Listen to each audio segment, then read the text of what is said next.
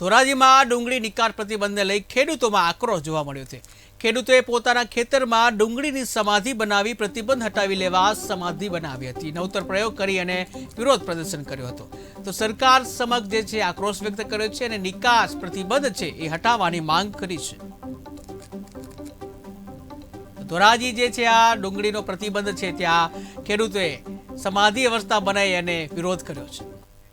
આજે અમારે કાર્યક્રમ ગોઠવો છે અમે અને આજે મારી માટી ડુંગળી છે અને અમારે ન છૂટકો આ કાર્યક્રમ ગોઠવો પડ્યો કારણ કે અમારી ડુંગળી જે અમે વાવેતર કર્યું એ મોટી આશા એમ કર્યું હતું કે ભાઈ અમારે છોકરા ભણે કોલેજમાં ભણે છે તો અમારે એને પૈસા એકના હવા લાખ રૂપિયા ફી ભરવી પડે તો અમારે 4 છોકરા ભણે છે તો અમે ક્યાંથી કાઢીને ફી ક્યાંથી ભરી શકીએ।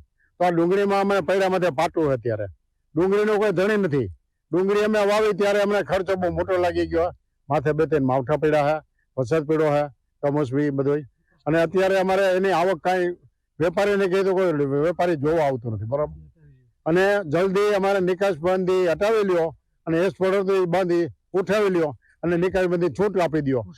જે કૃષિ મંત્રીને અમે ભલામણ કરી છે એ એમને ભલામણ કરી છે અને મુખ્યમંત્રીને ભલામણ કરી છે તમે અમારી આ થોડીક રાવ ખેડૂતને સાંભળો।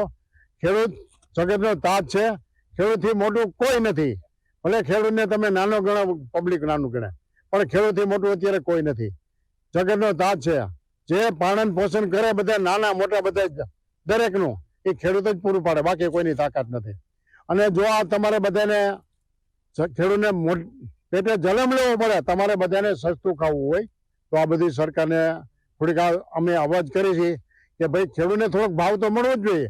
ખેડૂત જે 12 મહિના મહેનત કરે છે ટાઈટ તડકા રેડી અને બધી ત્યારે અમે ઘેરે જઈએ તો છોકરા સુઈ ગયા હોય પાછા આવે તો હુતા ઉઠે બરોબર છે તો અમે અમને કોઈ દેખતા નથી ઓળખતા નથી। અમે એટલી મહેનત કરી ખેતરમાં ખર્ચા એટલા કર્યા, દવા ખાતર મજૂરી મોંઘી, અમારા મજૂર બેઠા મજૂરને મજૂરી આપવાની, મજૂર કે લાય લે તમારા આમાંથી આપવું હું અત્યારે હું અમારી પોઝિશન છે એ અમને જ ખબર છે, અમારી વેદના એટલી છે। આજે અમારે કાર્યક્રમ ગોઠવો છે અમે અને આજે મારી માટી ડુંગળી છે અને